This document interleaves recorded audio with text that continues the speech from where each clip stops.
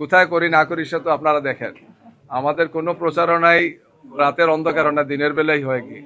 আমাদের আমিরে জামাত ডাক্তার শফিকুর রহমান প্রতিদিন যাচ্ছেন কমপক্ষে মানে একটা জেলাতে কমপক্ষে যাচ্ছেন প্রতিদিন। ইতিমধ্যে তিনি প্রায় আজকে সহ প্রায় 35টি জেলা তিনি সফর করেছেন। 35টি জেলা তার সফর হয়ে গেছে আলহামদুলিল্লাহ, এবং একাধিক সমাবেশে বক্তব্য রেখেছেন। সবই তো স্পষ্ট। এছাড়াও আমাদের নায়েবে আমির বৃন্দ, সেক্রেটারি জেনারেল, কেন্দ্রীয় নেতৃবৃন্দ যাচ্ছেন, বক্তব্য রাখছেন। এই সমস্ত কথাগুলো ইলেকশনকে, নির্বাচনকে প্রশ্নবিদ্ধ করার জন্য একদল লোকের বা একটা দলের, আমি মনে করি যে একটা অপপ্রয়াস। এটা মোটেই সঠিক নয়।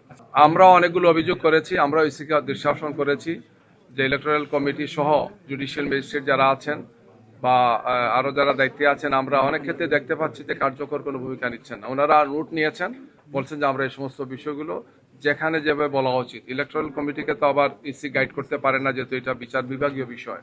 তারপর আমরা দৃষ্টি করেছি আপনাদের যেখানে বলার সুযোগ আছে আপনারা বলা উচিত। মানুষ সেখানে বিচার পাচ্ছে না। এই যে নারীদের উপর সহিংসতার বিষয়গুলো আমরা প্রতিটি বিষয় সেখানে বলেছি।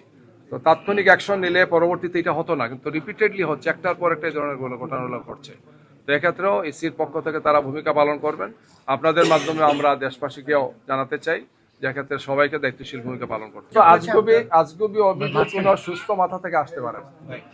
আমি বলবো যে এটা কোনো সুস্থ লোক, সুস্থ কোনো দল, সুস্থ কোনো দল এই ধরনের অভিযোগ করতে পারে না। এটা হচ্ছে একদল লোক, একটা দল যদি অস্থির হয়ে যায়, জনগণের যে বিপুল সমর্থন আমাদের দিকে, পুরুষ মহিলা সবার যে সমর্থন, এগুলাতে ভীত হয় তারা এই সমস্ত কথাবার্তা তারা বলছেন। এটা সুস্থতার কোনো লক্ষণ আমার কাছে মনে হচ্ছে না। আমরা তাদের সুস্থতার জন্য দোয়া করি।